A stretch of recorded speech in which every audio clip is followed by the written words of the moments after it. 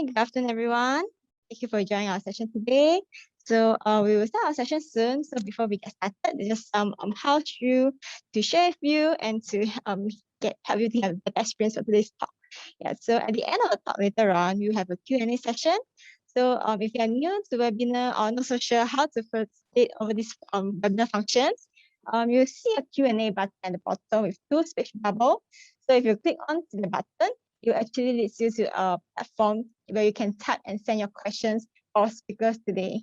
And today, if you have any other questions that's not related to the topic, for instance, you need assistance for technical issues, you can use the chat box functions and we will help to assist you over the chat function. Yep, and at the end of our session, there will also be a feedback form that we will require your help to fill out for us and to share your feedback with us. Okay, so if you are wondering where's your audio button or your turn on the camera function, just to let you know, today we are using a webinar function. So the attendees do not have the icon with the video or with the mic. Yeah, so and also to let you know that today's session will be recorded. However, we will not be sharing the recording and the slides will not be circulated. Yeah, so maybe I'll just give a little introduction to you. Why are we holding this talk today? And if you don't know, it's actually this week is our pharmacy week. And for this week, you know, it aims to raise the awareness of the roles of our pharmacies in the healthcare industry and also how the pharmacies partner the patients in managing their medication and their health-related issues. Yeah, so if you talk about pharmacies, what would you remind you of or what would come to your mind? For me, it'll be medication, definitely. Yeah, and so today, our talk is titled, Are My Medications Right For Me? And without further ado, I would like to invite our speakers to start sharing. Hello everyone, happy Pharmacy Week. My name is Azrina and I'm a senior pharmacist from the Division of Pharmacy at Tan Tock Seng Hospital. Today I'll be sharing a talk with you entitled, Are My Medications Right For Me? So let's begin. So the talk outline that I'll be going through today is what is polypharmacy, 5 types of questions that you should be asking your healthcare professional, tell me 3, which are 3 things that you should be telling us, and then beyond medications, what you can do to actually help to manage your health as well. So let's begin with what is polypharmacy. So polypharmacy is defined as generally when a person takes 5 or more medications. So for example, you could be taking medications for diabetes, hypertension, or other indications like even considering Panadol or other painkillers or medications for flu, cough and cold as well, right? Polypharmacy is not always a bad thing, although it sounds like, wow, 5 medications is a lot of medications. Right? So polypharmacy can be an appropriate thing when the medications are all necessary. For example, for someone that has had a stroke or heart attack before, they will usually need to be on medications for cholesterol as well as blood thinners. For someone that has diabetes, for example, they may have a few different types of medications which are specific for their diabetes or sugar control alone, not just one, right? So definitely if you have more medical conditions, there's a higher likelihood of you having multiple medications on board and having polypharmacy. On the other hand, what is considered inappropriate polypharmacy? If a medication is no longer required, that is usually when it's considered inappropriate. For example, how many of you have actually been to the GP or doctor, right, for like a fever or cough and cold, and then you continue taking that strip of medications, maybe they give you like 20 tablets, right, and you continue taking it all the way, even though you don't have any more flu symptoms or even like no more fever or pain. Yeah, so this is an example of inappropriate polypharmacy where actually you don't need the medication anymore, but you continue taking it. Yeah, another example that I can give you is also for eye drops. Sometimes we see some of our patients, right, they go for operation, then they need to use the eye drop for maybe like only 2 to 3 weeks after the operation. But in the end, we see, how come 1 year later you're still using the eye drop that is no longer required anymore? So these are examples of inappropriate polypharmacy. Okay. Other than just short-term medicines, for some of our long-term medications as well, there is a chance of inappropriate polypharmacy also. So for example, is definitely a balance between risk and benefit. So your healthcare professional will be the one to actually evaluate what is the safety, what is the appropriateness of continuing to take the long-term medication, and whether it's still appropriate or not. Okay, so definitely if you're unsure about whether or not your medication is safe for you, you should actually consult a healthcare professional if you're unsure about the medicine, or if you receive information through unverified sources like your friends or social media about a certain medication that was started for you.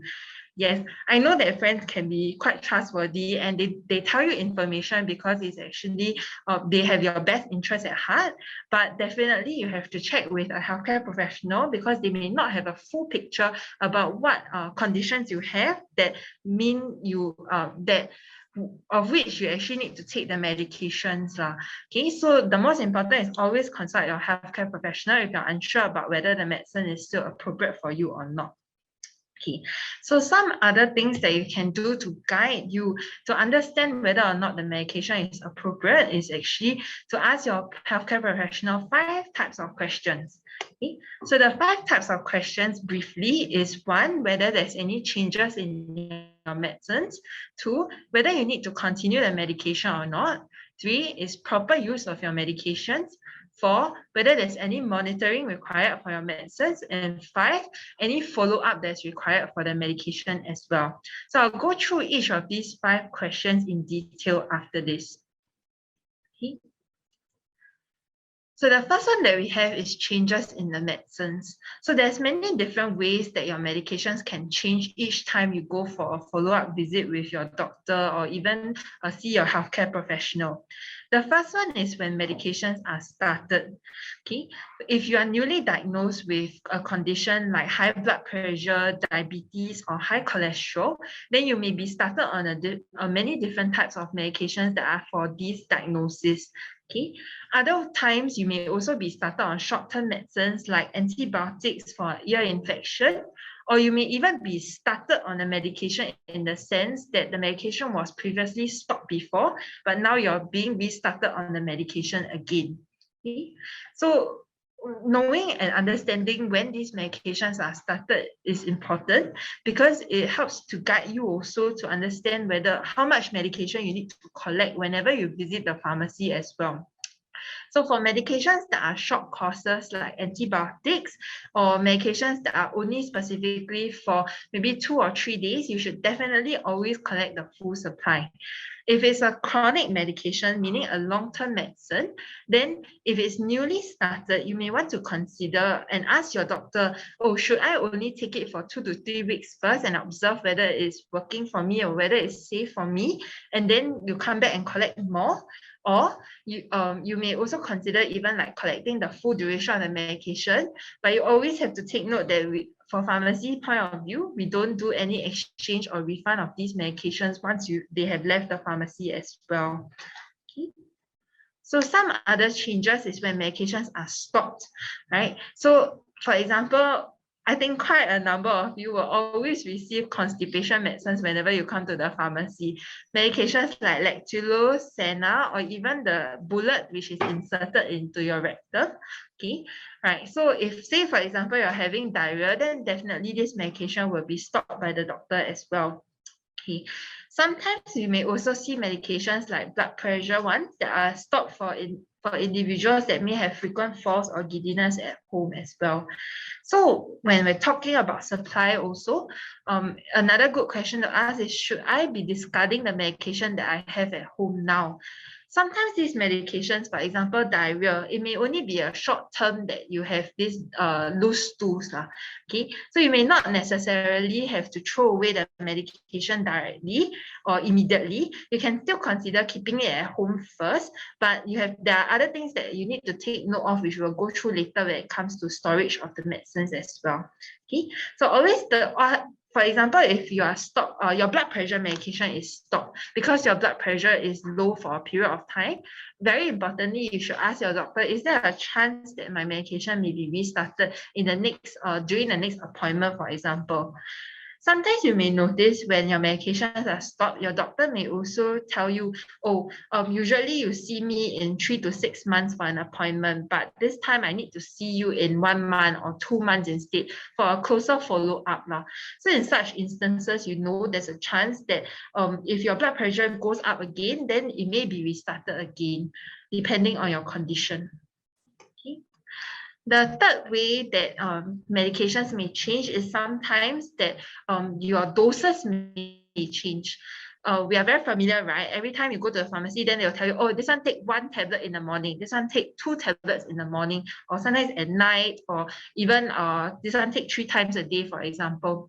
So one way that it can change is the dose. So instead of 1 tablet, now you actually have to take 2 tablets, or you may have to take half tablet if they're reducing the dose. Another way is instead of taking the medication in the morning, doctor may shift your medication to nighttime. So these are all important changes that you need to take note of so that you can have the optimal effect from your medication that we're trying to get. Okay. So some questions that I always get is if my dose is increased. So for example, from 5 milligram, which is the strength of the medicine, to 10 milligram, can I take the same tablet, or do I actually need to collect a new tablet? If it's a new tablet, definitely you have to remember to stop taking the current one at home. But if it's a combination of your old tablets, I will actually explain to you some examples in the next slide. Okay. Right. So a very common case that we can sometimes have is when last time you are taking only half a tablet of medication. So example, your dose is 5 milligrams, right? If you were to take half a tablet, that will be, if you are taking half of a 10 milligram tablet, that will be 5 milligrams only. Now your doctor tells you, oh, I need you to take 10 milligram instead. Okay, then you can, in such cases, usually you can actually take half plus half to get one of the full tablets, so you don't need to cut them anymore. But if you have any cut tablets, then you can just take half plus half already lah. Okay, right. Another example that I can give you is if you have a reduced dose of your medicine. So for example, you're already taking 10 milligram, which is a full tablet, right? Now doctor tells you, I need you to take 7.5 milligram, which is 3/4, right? How do you achieve 3/4? Sometimes it's a little bit difficult, especially when the tablets are very, very small, which tends to happen with a lot of our medicines. Okay, so in such cases, especially if the medication cannot be quartered, we don't recommend that you actually take 3/4 of a tablet. Okay? What we will usually have is we give you a smaller tablet, so maybe a 5 milligram tablet, and then you take 1.5 instead. So you see the different colors indicate a different strength of tablet. Okay, right. Another example of medication changes sometimes is when there's brand changes. So this often happens at the pharmacy. I think especially in the last 1 or 2 years when COVID has come, right? We have many changes in suppliers of medicines. Unfortunately, this is inevitable because we need to get the medications from different sources in order to meet the need for our country's medications. So especially for, I think a very common medicine is a diabetes one called metformin. Okay, this one, even though you see on the screen, right, it's actually a 250 milligram tablet, but they both look very different. So importantly, you have to take note of what is the name of the medicine as well as the strength of the medicines so that you can continue to take the correct medication at home. Right. Okay, so the second portion of questions that you should ask your healthcare professional is, do I need to continue these medications if they were not mentioned? So firstly, what medications do I need to keep taking? If you are taking 5 medications, doctor only talk about 4, right? Then the last one, if you can remember, you should always ask the doctor, do I need to continue taking this medicine? Okay, if you're unsure, you should also check with the doctor Why do I need to keep taking this medication? Actually, what is the medicine for? Understanding what the medication is for can help you to monitor whether at home, right, you still have the symptoms or you still have the aspects of the condition that will need you to continue the medication as well. Okay? But of course, you shouldn't stop the medication yourself. If you notice, hey, I don't have any more issues with, for example, high blood pressure at home, then you should consult your doctor first before considering whether or not to stop the medication. Okay. Right.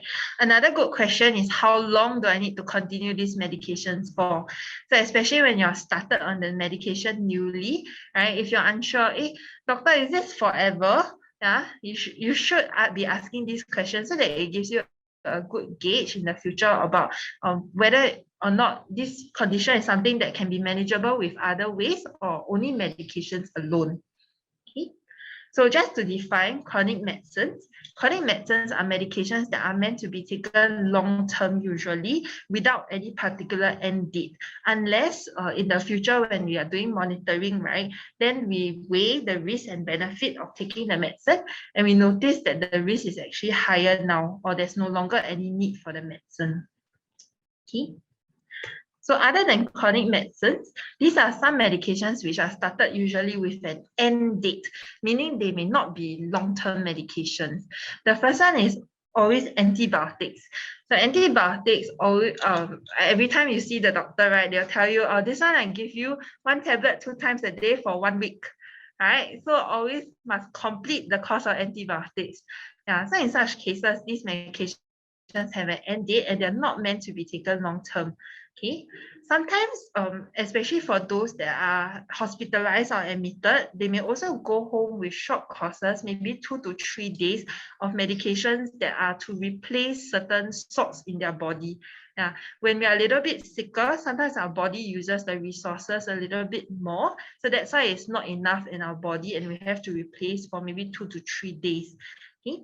Other medications, sometimes for those with heart attack or strokes in the past, they may have blood thinners that are on board, but only for 1 or 2, 6 months or 1 year, for example. So these are not meant to be taken forever as well. If you're not sure, if you notice, how come I have 2 or 3 of the same type of medication, this particular blood thinner, you should always ask your doctor or your pharmacist, yeah, when do I need to stop this medicine? Is it really meant forever? Yeah. Okay. Yeah. But of course, disclaimer, there are some cases where these medications may be on board long-term for certain patients. But you should always check because knowledge is power. So knowing for yourself when these medications need to be taken or end is also very, very important. So earlier on, we talked about chronic medicines. So does chronic mean forever? In such cases, for medications like for blood pressure or diabetes, right, your doctor will actually need to assess the risks and benefits, as I mentioned earlier. Sometimes, definitely, depending on your age or as you get older and your conditions change, right, then there is a chance that the doctor may actually stop the medication. Okay? Just to share a little bit more. So as we get older, 1 in 3 elderly adults above 65 years old tends to fall every year. Okay, the contributing factors for this tends to be low blood pressure, giddiness, or even low blood sugar. In the past, they may have conditions of high blood pressure or diabetes, but as they get older, then their body regulates in a different way. As a result of that, they no longer need the blood pressure or blood sugar medications. But importantly, again, do not stop the medicines yourself unless it's instructed by your doctor. Okay? All right. Now, the third question that you should ask your healthcare professional is whether I'm using my medication properly. Okay. So how should I be taking my medication at home? One important portion is whether there's any interaction with food. So some medications, for example, those that are for cholesterol, cannot be taken together with grapefruit specifically. I think some of you that are taking the medicine may also know, right? We always tell you it's only grapefruit. It's not apples, oranges, limes, lemons. Yeah, these are no problem. So always be very certain about the specific food that cannot be taken together with your medication. Some medications also work a little bit better when they're taken before food. For example, some of you that are on stomach medications, right? We always tell you try to take it about half an hour to 1 hour before food to help it work a little bit better. Or some medications should also be taken after food so that they help to reduce any stomach discomfort that you may have from the medication.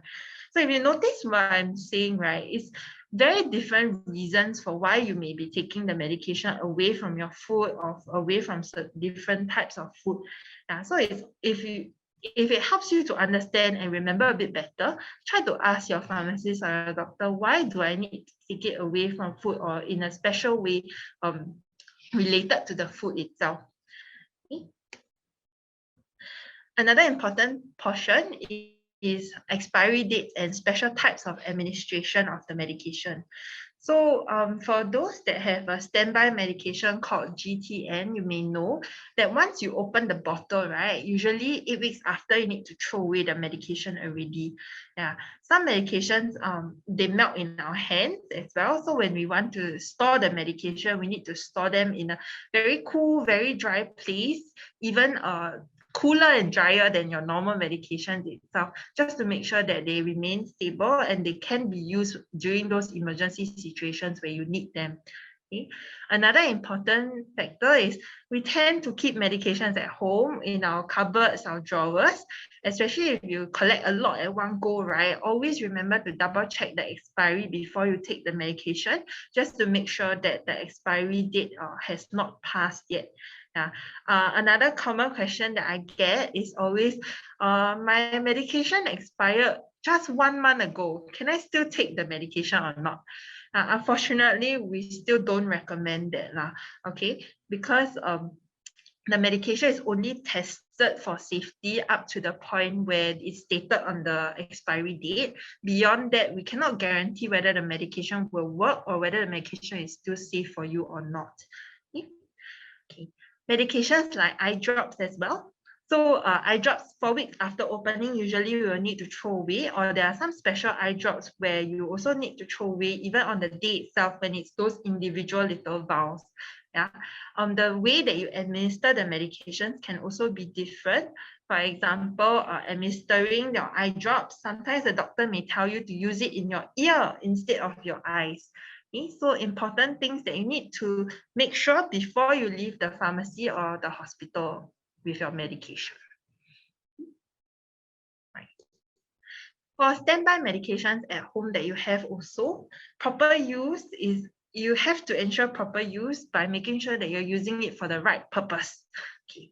A lot of us think that Panadol, for example, right, is the miracle medication. We can use it for many, many different things, but unfortunately, it's usually only for fever or pain. Okay, so that's why when you go to see the GP or your doctor outside, they will give you a lot of other different types of medicine. You should try to write down or take note what are the purposes of the medications or what's the use of the medicines, and don't assume if you're unsure. So if it's something that you had in your cupboard for a very long time, you're not sure what the medicine is for, and you Google already, there's like 5 different reasons why you might have to take the medicine. Best is actually if you bring the medication down to a pharmacy, for example, so that you can ask them, what do I use this medication for? Is it really correct if I take it now for whatever symptom that you have? Okay. Right. Okay. The fourth is monitoring for your medication. So when you're started on a new medicine, when you have any changes in your medicines, you should always monitor for whether the medication has any potential side effects. Okay. Whenever you're at the pharmacy, definitely we will tell you, oh, this medication A, these are some common side effects that may occur. These are some rare side effects that occur, and also some things that you need to look out for example, with drug allergies as well, right? It doesn't necessarily mean that you will experience all of the side effects. In fact, you may not experience anything at all, which is the best. Okay, right? But we want you to be aware of what are the potential risks so that you know what to look out for and to take care of if you do experience any side effects. So to give you a very common example is with high blood pressure. If you're started on a high blood pressure medication, right, you may actually not experience any symptoms if your blood pressure is very high or even very low. Okay, so importantly is to actually monitor your blood pressure regularly. I think quite a number of us now have a blood pressure machine at home as well, right? Yeah, so if your family members do have, you can also use the blood pressure machine, but using the machine correctly is also important. So if you can watch videos online from YouTube, for example, to find out what are the correct ways to place the blood pressure monitor lah. Okay, yeah. Otherwise, you should also try getting up from a sitting or lying position slowly, especially taking after your meals if you know you have a blood pressure condition. This is to stabilize you, just to make sure that you don't get any giddiness when if you are started on blood pressure medicines as well. Another example that I can give is with diabetes. So for diabetes, when you're newly diagnosed, you should always monitor your blood sugar level as regularly as you can as directed with your doctor. I think usually the doctor will definitely discuss with you, okay, how often you need to monitor your blood sugar at home as well. Okay, even though you may be diabetic, right, it's very, very important not to skip your meals, because your medications are already helping you to control your blood sugar levels. If you skip your meals, right, your body, one, is not getting the energy that it needs, and sometimes the blood sugar may go a little bit too low inadvertently because you're not taking the medication instead. Okay, so another good point to remember is always try to eat within 30 minutes of taking your medication as well. Okay, just to make sure that you don't have the low blood sugar level. So some examples of symptoms that you may get if you have low blood sugar levels are shaking. Like you look at your hands and then it's shaking like that, or sweating unnaturally. Okay, even though you may be in a very cool room and you're not moving around. Okay, you may feel a little bit anxious as well, or a little bit giddy, even very hungry. So I think hunger is the main symptom that you may get if your blood sugar is really low. Okay, sometimes people may get a very, very fast heartbeat, or you may even feel like your vision is a little bit blurry. Yeah, feeling very tired, headache, or even irritable, that I think that's where we get the term hangry from, right? Angry, hungry. Okay, so these are signs that your blood sugar may be too low. So these are important points that you need to remember for yourself or the person that you're taking care of, to make sure that they are responding to the medication, but they are not responding too well to the medication, that it may become harmful as well. Okay.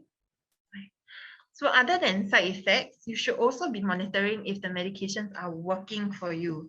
Okay. Just now we talked a little bit about chronic medications and whether they should always be on board long term, right? So other than just risks of medications which may cause us to stop the medication, if the medication is no longer useful, then there's the need to review whether you should still continue taking the medication or not.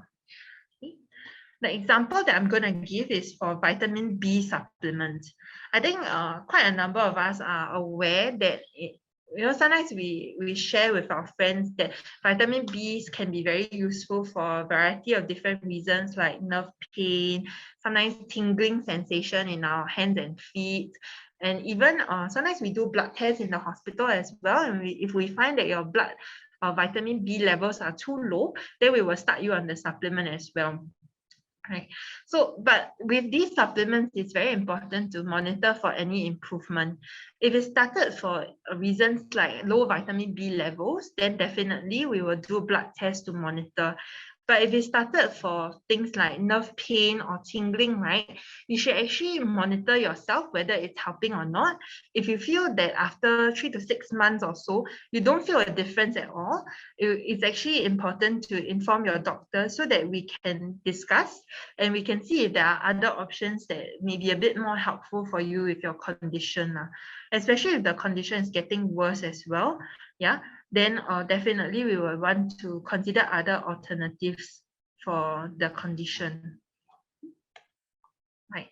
Another example that I'm giving is also for glucosamine, another supplement. So I think everyone knows glucosamine is used to provide relief of joint pain in the knees, but there's actually mixed evidence to support the effectiveness of glucosamine in helping with our joints, right? So same thing, you have to monitor for any improvement.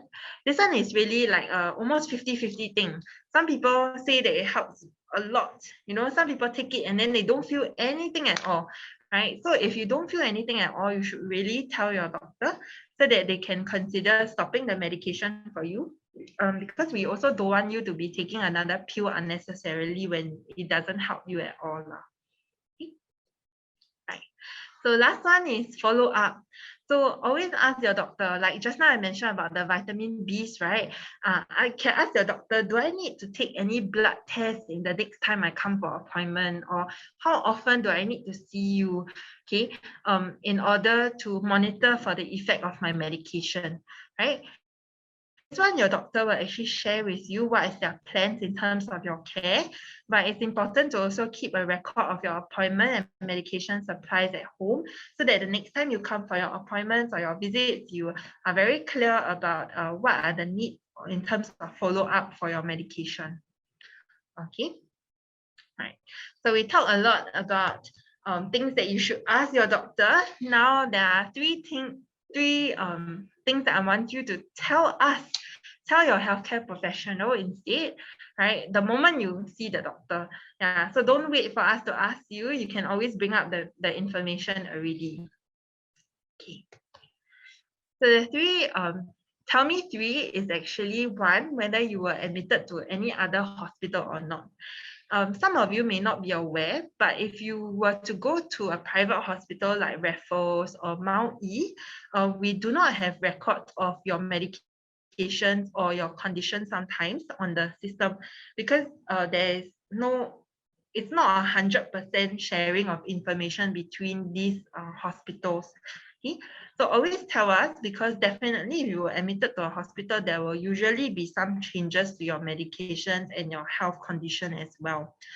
So telling us will help us to make a better decision about what is the safety and benefit of certain medications, continuing, starting, stopping, or changing those medications during your appointment. Okay.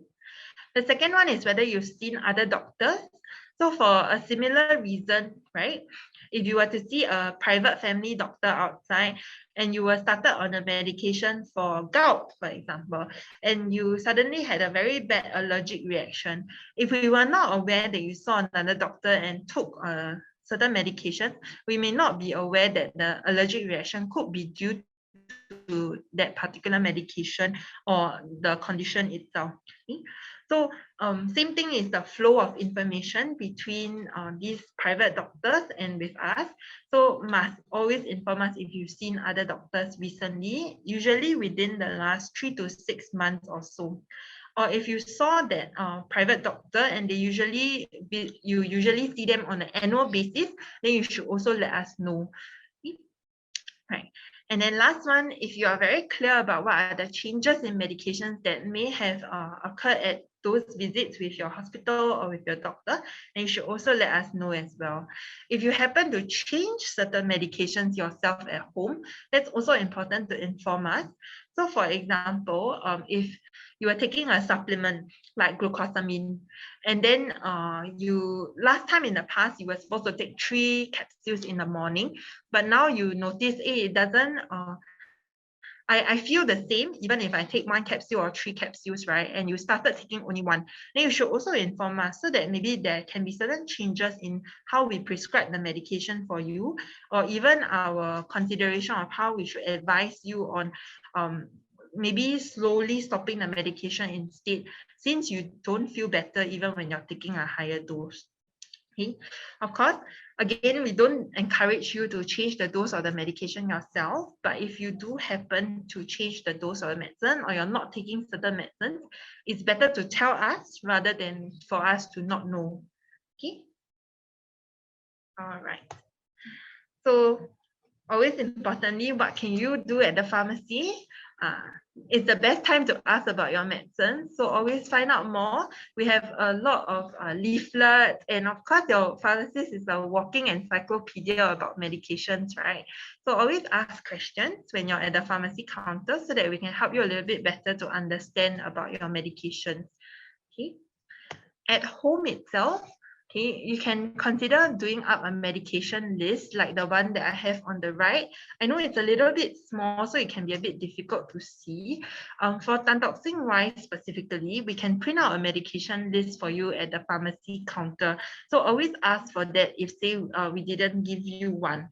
The medication list itself will have your name, your IC number, which is a mask number. So we will only include the last 3 digits usually, together with other important health details like any drug allergies that you may have and the date that is last updated. Okay. You can also create this medication list yourself at home. I'll show you 5 important pieces of information to put on your medication list in the next slide. But generally, this is an example of a type of medication list that you actually can use or create at home yourself. You can also visit the Tantoxin Medication Information Library online.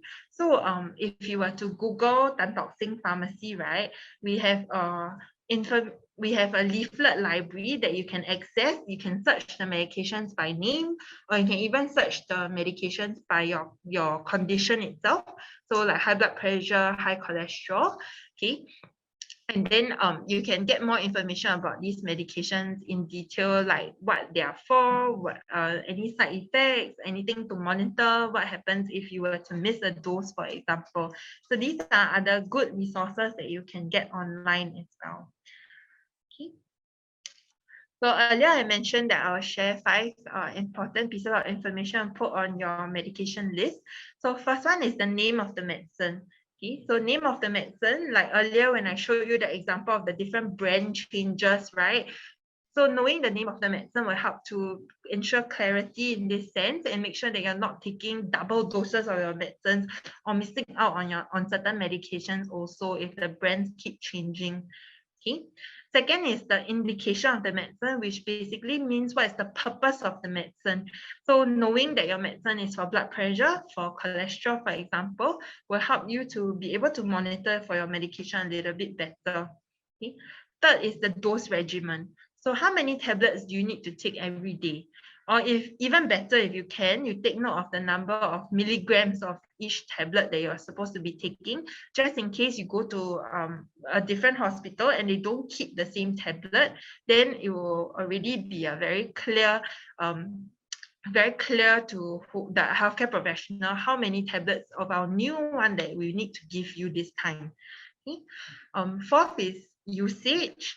Okay, so for example, if you open the bottle 2 weeks ago for a certain medicine and it expires 8 weeks later, then we know, okay, the one that you have at home probably not going to be enough for you until your next appointment, so that we can better provide you with the medications that you need as well. And last one is storage of the medication. So this one is more for yourself to take note of, so that, for example, if you were to go to like on holiday, you know, if you can go overseas, then you know where to keep the medications and how to keep them appropriately so that they continue working best for you. Okay, so beyond medications.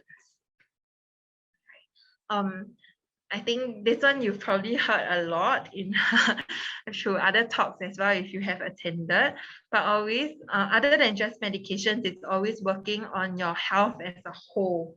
Okay? So importantly is always to eat a healthy, balanced diet. And try to avoid high fat or high salt foods with added seasonings. Okay, and try to avoid long periods of sitting or staying in one position. I think especially with now working from home for a lot of you, you tend to just sit down, you know, don't move around. Okay, so importantly, try to get up every half an hour or 1 hour or so, just to prevent any conditions where maybe your blood doesn't flow as well. Okay. Right. And just now we talked about blood pressure also. So getting up from a sitting or lying position slowly, especially after taking your meals, and stabilizing yourself. Or if you're taking care of someone that is a little bit unsteady on their feet, then try to hold on to them or get them to hold on to something also. Okay. So other than just eating well, exercising regularly, okay, 3 times a week for at least 30 minutes is important. Okay, try your best lah, huh? Okay, and of course weight management as well. Okay, if you tend to be a smoker, or if you are smoking, then you can always consult your pharmacist or your healthcare professional if you're thinking about quitting smoking as well. Now, don't necessarily have to quit at that moment, but knowing what your options are can definitely help you to maybe make a better decision about how you may want to consider quitting in the future, if any, also lah. Okay, limiting your alcohol intake also.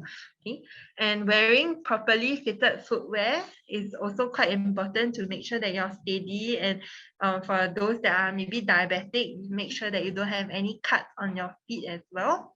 Okay. And for issues like joint pain, which we talk about in terms of like supplements, glucosamine, right? You can also ask your healthcare professional what are some other options, like for example, a physiotherapy referral that can be potentially be more helpful than just taking supplements like glucosamine alone. Okay. All right. Almost done. So I just want to share the main takeaway that I have from this talk with you guys. What I want to drive in is that if you're taking 10 medications that are needed, that is not too many. That is appropriate for you. But if you're taking even just one medication that is no longer needed, that is still considered too many, right? So if you can, always befriend your pharmacist, start a conversation and just ask. You are the driver of your health, okay? And you are the one that can control how you manage your health at home, because that's the largest period of time where there's no one else watching you. Okay? So try to befriend your pharmacist, just ask, and own your health. All right, so let's move on to the Q&A session. We'll go through some of the questions that have been coming in throughout this talk. Okay, so I have a question from Miss Jennifer Tan. She actually asked if it's safe to use IMO Moist in the long term, and to please advise on the usage duration. Okay, so IMO Moist actually contains some preservatives as well. Maybe I can find, if it's possible, I can find out a little bit more about how often you're actually using this IMO Moist. If it's maybe just like once a day or once every 2 to 3 days, I would say, and it's just for like dry eyes, for example, then I would say that usually there shouldn't be too much issues with taking the medication in the long term. Of course, if you already have an existing eye problem, right, or like, for example, like cataract, or you went for certain procedures in your eye before, because of the preservatives that are available in such eye drops, right, I would still recommend that you go back to your eye doctor, or you just double check with your physician if it's really safe for you. But in the event where you really don't have any existing eye conditions, you don't have any problems with like really vision losses, for example, it's just a dry eyes issue, right, then there shouldn't really be any issues with taking the IMO long term lah. Okay. At the pharmacy itself, we do have other options for eye drops that do not contain preservatives, which are safer in the long run if you're really concerned about the long-term effect of preservatives in your eye. So this one, because there's many different brands that are available, I would recommend that you still go to the pharmacy just to double confirm lah. Okay. All right. I hope that answers your question. So the next question that I have is from Mr. Tan Kun Chua. I'm sorry, I hope that you are Mr. Okay. I have a bypass 20 years ago. I continue the medicines for 20 years. Am I still able to carry on to when, or my whole life? Okay.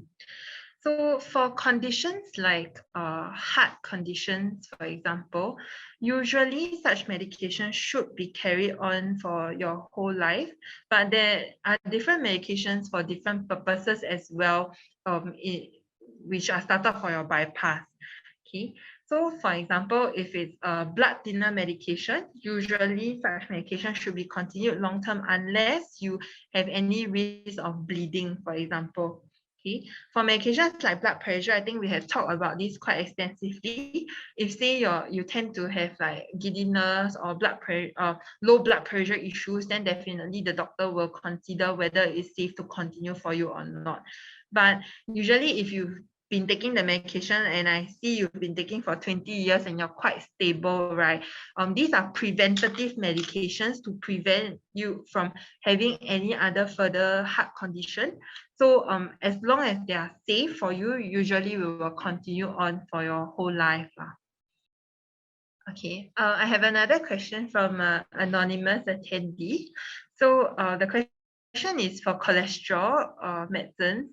Specifically, I would like to bring up that is for this family of medicines called the statin medicines. Okay, the question is, can I still take grapefruit when not taking the medication together? For example, if I take one tablet in the morning, can I still take the grapefruit in the afternoon? Okay. So for cholesterol medicines, which are statins specifically, the reason why we don't want to take them together is because the medication and the grapefruit both have an effect on the liver. Okay, when it comes to the liver medication, we cannot necessarily say, oh, the medication will be cleared away from our body within like 12 hours or 24 hours, because each individual is different.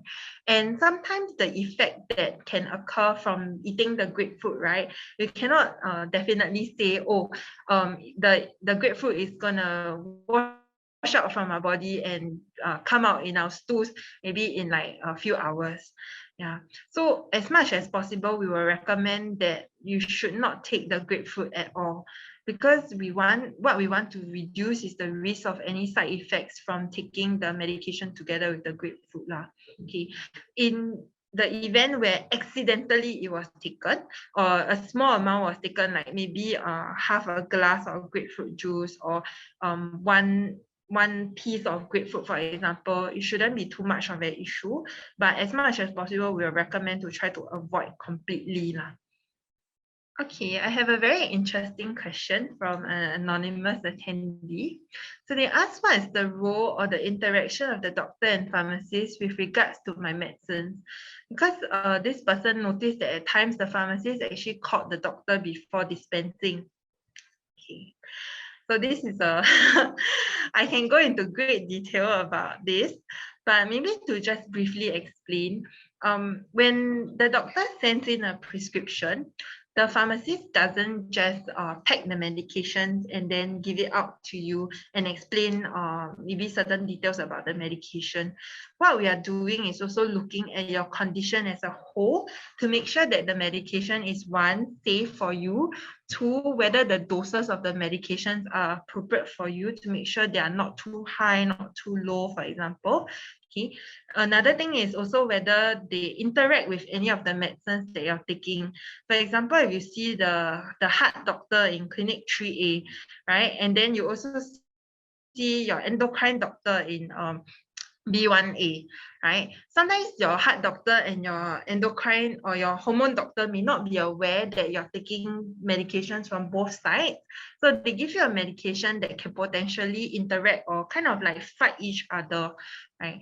So why do we call the doctor then? We will call the doctor to discuss, because we want to inform the doctor that, oh, you are taking this medication, there's a potential for interaction, right?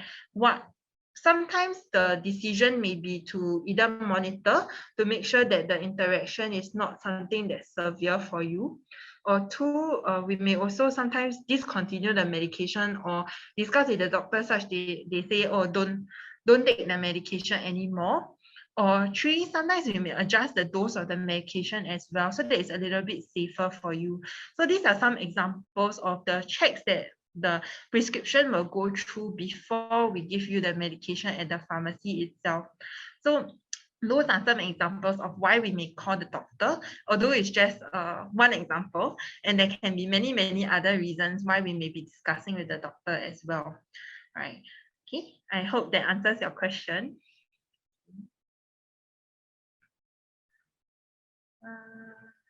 Okay. Okay, another question from Miss Lin Teo is, if a patient sees doctors at Mount E, can they still do a medicine list under the one at Tan Tock Seng Hospital? Okay, so unfortunately, the medication list that is generated by Tan Tock Seng is for patients that have prescriptions that come from Tan Tock Seng itself. But another option that I can give you that is very useful is to use Health Hub.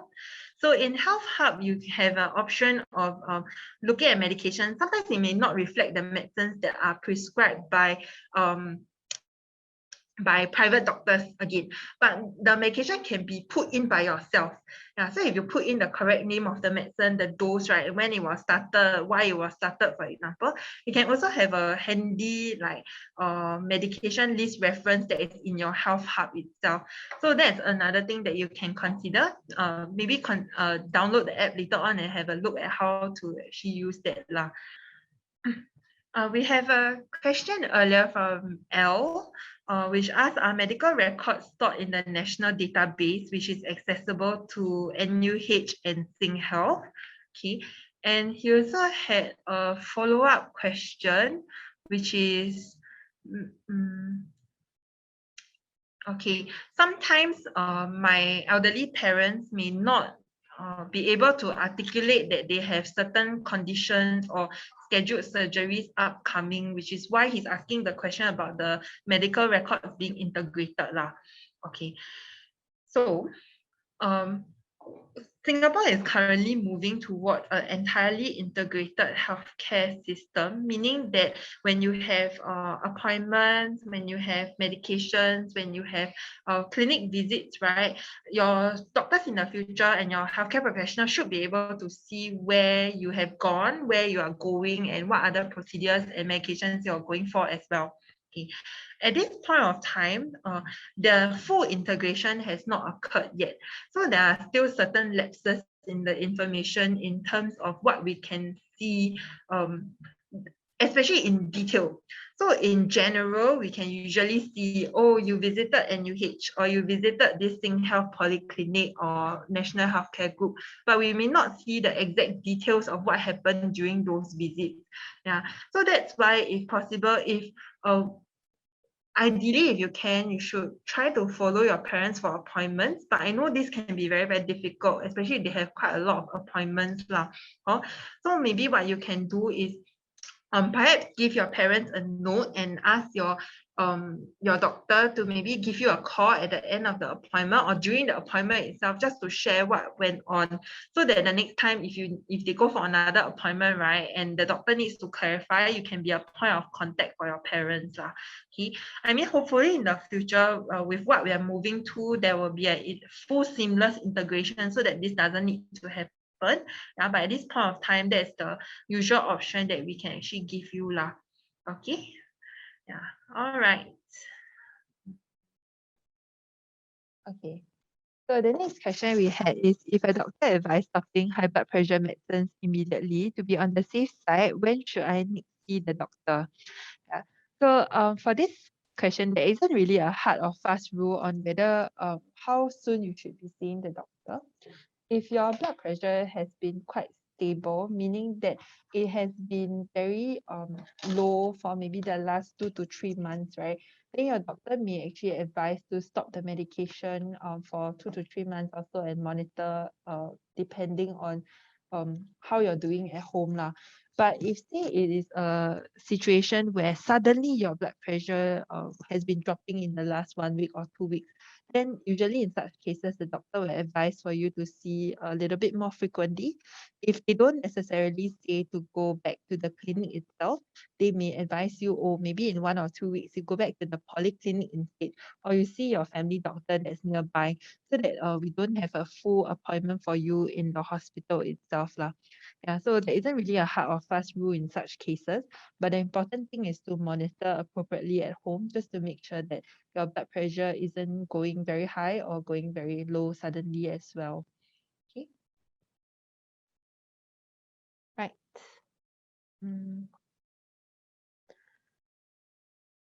Okay.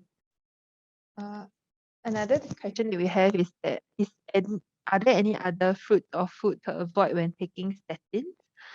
We don't So the main one is actually grapefruit. There isn't really other foods or that we will recommend that you avoid specifically with the statins. But there are some medications that we usually try to avoid together with these statins. But of course, this one is only when you are started on the medication, then we will advise you appropriately lah.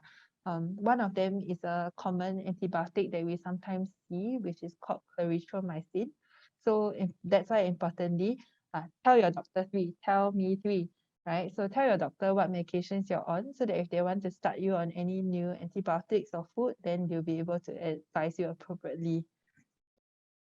Okay, another question that we have is if I've taken my meal before taking my medication meant to be taken before food, when can I take it again? So I think what this person is asking is if the medicine is meant to be taken like before the meals, right? But you already had your food, then how? Okay. It really depends on the medication itself. So for example, if the medication specifically needs to be taken before food because of the way that is absorbed by the body, right? Then we will usually recommend if it's something that's not time sensitive, you can take it before your next meal instead. Yeah. For medications like diabetes medicines, where we ask you to take it before food so that it can help to control your sugar after the meal. If you've already eaten a very long time ago, actually we don't recommend that you take that dose anymore. Just skip the dose and then take it during the take only one dose at the next time that you're supposed to take it.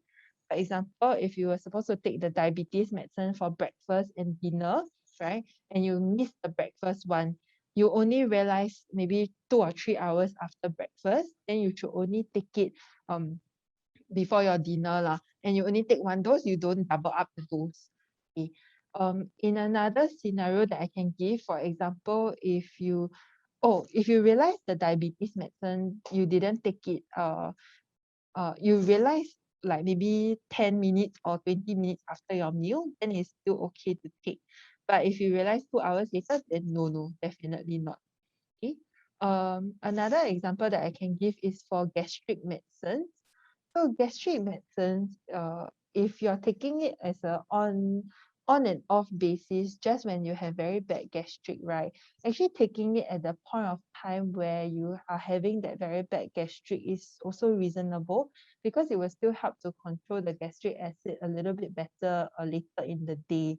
The reason why we recommend to take gastric medicine about half an hour to 1 hour before food, sometimes the specific one being omeprazole, is because it helps to reduce the acid that's produced in your stomach. The time when it's produced the most is usually right before you eat. When you see food, when you smell food, right? That's when your body actually creates the gastric acid. So that's why we recommend to take slightly before food lah. Okay. Yeah. So understanding the reason why the medication is recommended to take before or after food is quite important. Okay, so if you're not sure, again, you can check for the specific medication itself lah. Okay, another question that we have is if a medication is prescribed for once in the morning and once at night, and I get the medication late morning, when should I start taking my first dose? Okay.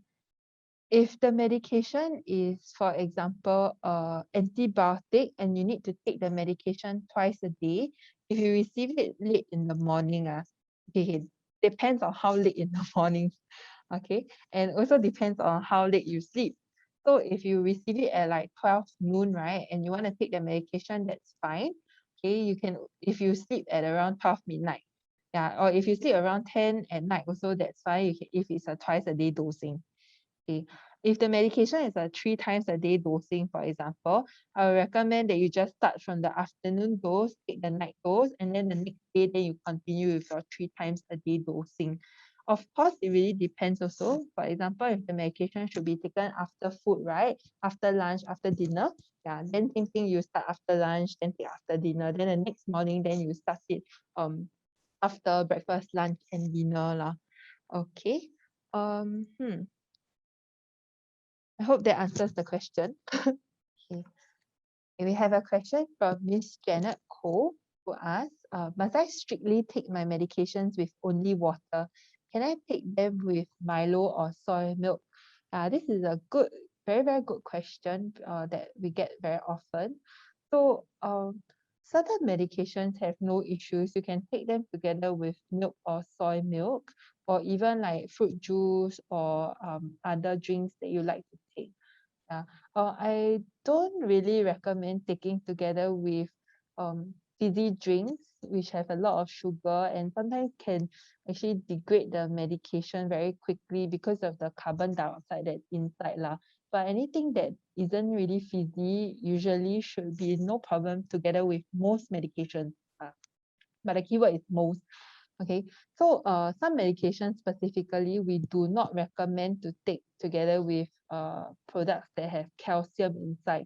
So that's why we often hear like, oh, don't take together with milk, with soy milk, with Milo, for example, which has milk inside also. The common ones that we see usually from GP or doctor outside is like antibiotics like ciprofloxacin, yeah, or sometimes thyroid medications also. These are another good example of medications that shouldn't have specifically should not be taken with such drinks lah. Okay. Otherwise, usually most drinks together with most medications should be no problem.